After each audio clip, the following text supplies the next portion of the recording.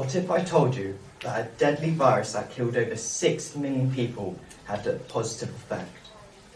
Not just on society, but on the environment and people's mental health. You would probably say I've gone mad and I've lost the plot, and I'm lying, but I promise you it's true. The virus that I am and will be discussing is COVID-19.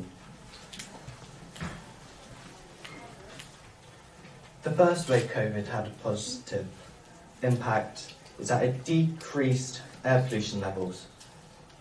Evidence I have to support this is that in China, air pollution is a big deal.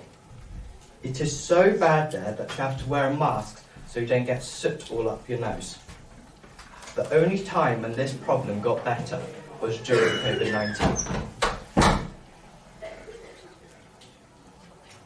This is because factories were shut down and people weren't allowed to go outside, so cars weren't in use, resulting in less CO2 and harmful gases being emitted into our atmosphere.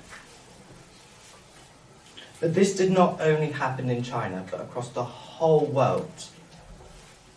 This was clearly shown if you were to look outside during the lockdown. You would see the clouds to be more clear and the skies, and you could hear the birds singing. But overall, air pollution fell by 45% across the whole world. But that's only one of many ways COVID had a positive impact. A social impact COVID had was that there were far less rough sleepers during the pandemic.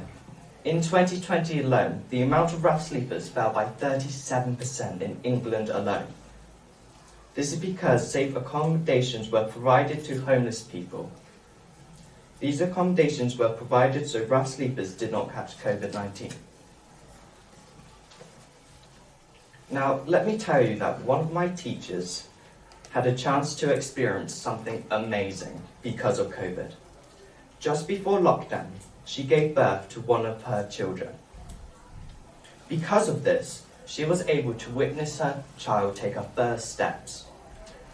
But you must be thinking, surely she still would have been able to witness that even if COVID wasn't a thing? Well, no. Babies usually take their first steps 10 to 18 months, whilst teachers are entitled to a 13-month maternity leave. This meant my teacher's child would most likely take in their steps whilst my teacher was at school doing work.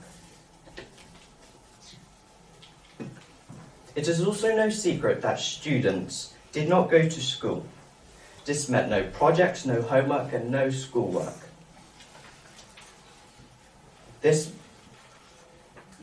So students had no stress over running out of time to complete schoolwork. This also led to more creativity, as we had no routine.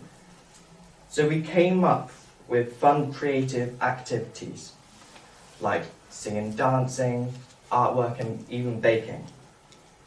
So COVID did not only relieve children of stress, but also made them far more creative. Unfortunately, that's the only time I have, and hopefully now view COVID-19 as a blessing in disguise.